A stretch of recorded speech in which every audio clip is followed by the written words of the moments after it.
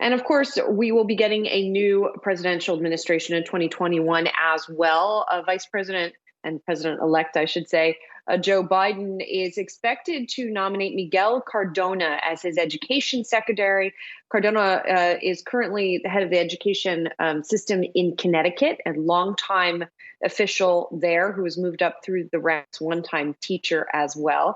Let's talk more about him and what he could mean for this next administration, including student loan relief. We are joined by Robert Kelchen. He is Seton Hall University Associate Professor and Chair of the Department of Education, Leadership, Management, and Policy. And also our own Arthi Swaminathan is joining us. She covers education for us. Robert, so when we look at this nominee, lifetime educator and in education policy, do you think we can sort of take any hints from that in terms of student loan relief, which has really been a big focus this year, although it is not a part of this current stimulus bill? It's really hard to tell because this is a nominee who's really focused on K-12 education, as most secretaries of education have been. And this fulfills a Biden campaign promise of a public school teacher and a diverse cabinet. But we're still waiting to see what this really means for higher education and student loans in particular. Robert, I'm very curious. A lot of people tell me that running education is essentially a management job and it's all about that $1.55 trillion portfolio. But do you have any advice to him on how to go about doing this? Where do we start?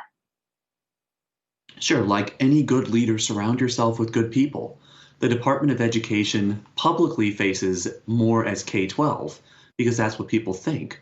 But it's a gigantic lender, and the Department of Education has more authority over higher education than K-12. So get some good people around you for higher education. He does have experience as an adjunct professor in higher education, and he has a doctorate. So he's a smart person. If he gets good people, he should be in good shape. Robert, do you think the folks that have gone to college and they have incurred this college debt, ultimately, should they pay it back? Those who can pay their debt back definitely should. And a lot of student loan debt is held by people with graduate degrees and with high incomes.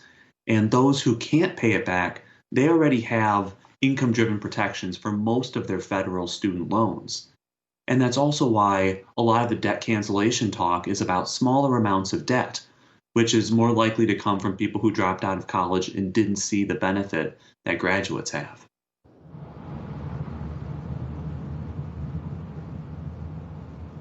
Arthi? No.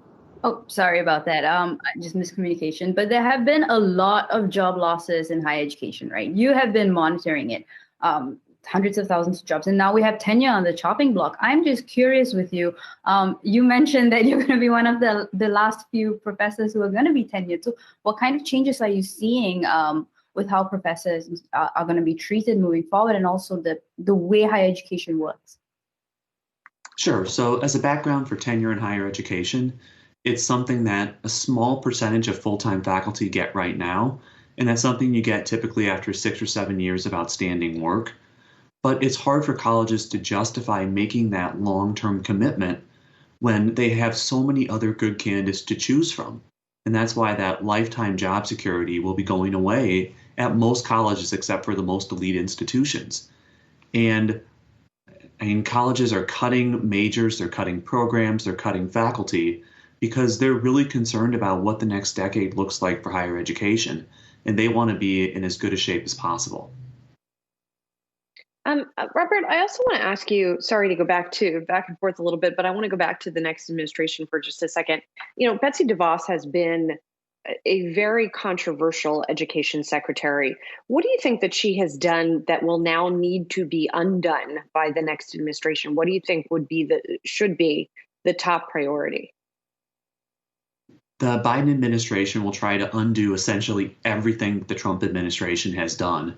And on the higher education side, there's been quite a bit, including protections for students who attended low-quality colleges or colleges that defrauded them, and Title IX, campus violence, equal opportunity, those types of regulations also got through. This is a process that may take a few years to play out, but the the Biden administration will try to undo everything the Trump administration did, and the Trump administration tried to undo everything the Obama administration did. Robert, just to end on COVID, right? You've been monitoring a lot of these plans, and you've the spring plans for universities, that is. But one thing that a conversation with a college president kind of sparked in me is they cannot compel the professors or they cannot compel students to take the vaccine. So I'm wondering how you see this playing out now that we have news of the vaccine. They might be able to, in some cases, compel, except for narrow exemptions.